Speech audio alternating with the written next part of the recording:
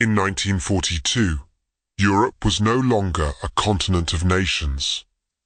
It had become a system, a machine powered by fear.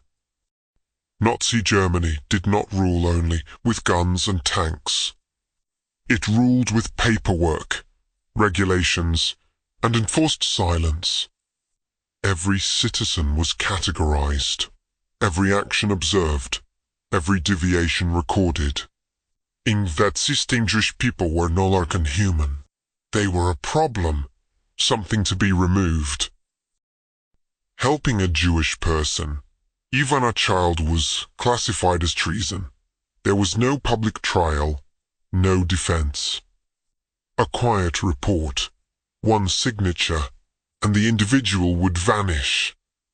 Jewish ghettos expanded across Eastern Europe. Children learned quickly not to cry, because crying attracted guards. And guards meant disappearance. What made this system powerful was not cruelty alone, but participation. Millions of ordinary people survived by obeying. They learned when to stare forward, when to remain silent, when pretending not to notice was safer than intervening. The system rewarded obedience and punished hesitation. For a German soldier, hesitation itself was dangerous. Training did not merely teach how to shoot. It taught when to stop thinking. Orders acted as shields. Responsibility flowed upward, unless one acted alone. And within this system, one soldier appeared. We do not know his name. There is no complete military record, no verified photograph.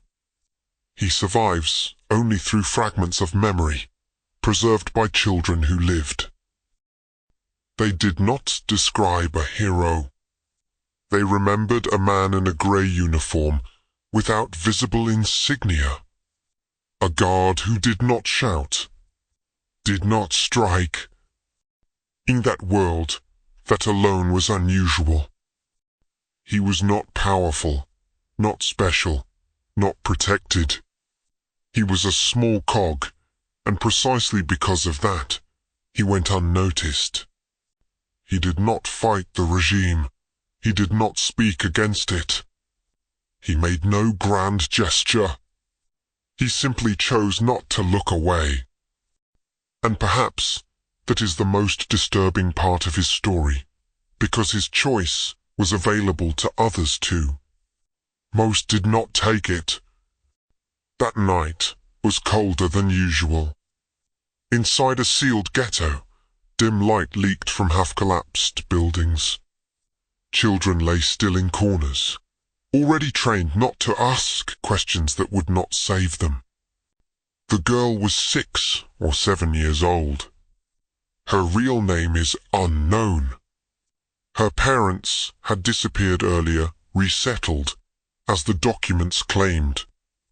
When the soldier saw her, there was no screaming, no attempt to flee. Just an upward glance, exhausted, hollow, already prepared for the end. This moment was never documented, no witnesses, no camera. No archive. The soldier stopped. That pause alone broke the chain of command. He lowered himself, not as an officer, but as a man speaking to a child. He did not ask her name. He did not ask where her parents were. He whispered one sentence. Don't look back. He opened a service passage, intended only for supplies. The path beyond was dangerous, but no rifle waited at the end. The girl walked away. She did not cry. She did not say thank you. Gratitude did not help anyone survive in that world. Afterward, the soldier returned to his post, but something had shifted. The environment remained the same. Yet the space between command and conscience had narrowed.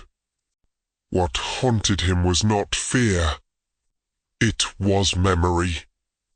He remembered how quiet her footsteps were, how light she felt moving forward, and how easy it would have been to do nothing. That knowledge stayed with him. From that night on, he understood he was guilty. No report was filed, no note written, and that silence made the crime more dangerous than any confession. He could never return to being just another cog again. He did not rescue groups. He did not organize networks. He did not contact resistance forces. He understood his limits. He saved one child at a time. Always at night, always during weak supervision. Always children. Methods varied, but followed a pattern, hiding among supply transports, guiding through under-monitored zones, handing children over to civilians who still dared to help. He kept no records. Memory itself could become evidence. What makes these rescues difficult to trace is their simplicity.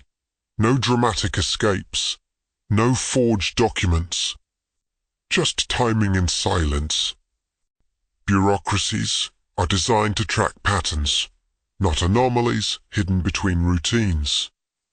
Missing children could be explained away, delays blamed on logistics. The soldier exploited that blindness. But systems adapt. Questions accumulated. Numbers stopped aligning. Attention sharpened. One child made a mistake. She returned, searching for her brother. That was enough. There was no public arrest. No scene. Only an internal report. Written, forwarded, then erased. And one morning, his name vanished from the duty roster, his bunk empty, his locker cleared. In the Nazi military, there were two ways to disappear. Enemy, was dentation. The other was erasure. He became the second. The war ended. Camps were liberated. Archives opened. Thousands of names were recorded, victims and perpetrators alike. His name was absent. Years later, historians noticed gaps. Units carefully documented, except for moments where records abruptly stopped. Scholars blamed chaos, lost files, the confusion of collapse. But survivors remembered. Memory does not follow filing systems. Memory preserves meaning. Former children spoke of the same detail. A German soldier. He didn't shout. He helped me leave. Faces faded. Ranks disappeared. But the moment remained. The moment death did not arrive. That is why testimonies were consistent yet incomplete. No organization claimed responsibility. No medal was awarded. Acknowledging him would require admitting that moral choice existed even inside the machinery of genocide. And that idea made everyone uncomfortable. History prefers clarity, heroes and villains. Easy lines. Reality is Messier. The soldier did not overthrow a regime. He did not save thousands.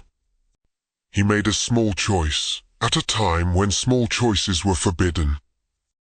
He fit nowhere. Too minor to celebrate. Too human to condemn.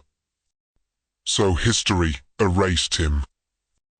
But the children he saved lived. Stories like this do not offer comfort. They do not redeem the system. They simply remove an excuse that there was no alternative. There always was. The price was disappearance. And the final question is not for historians. It is for us. If you lived then, would you survive by obeying? Or disappear by remaining human?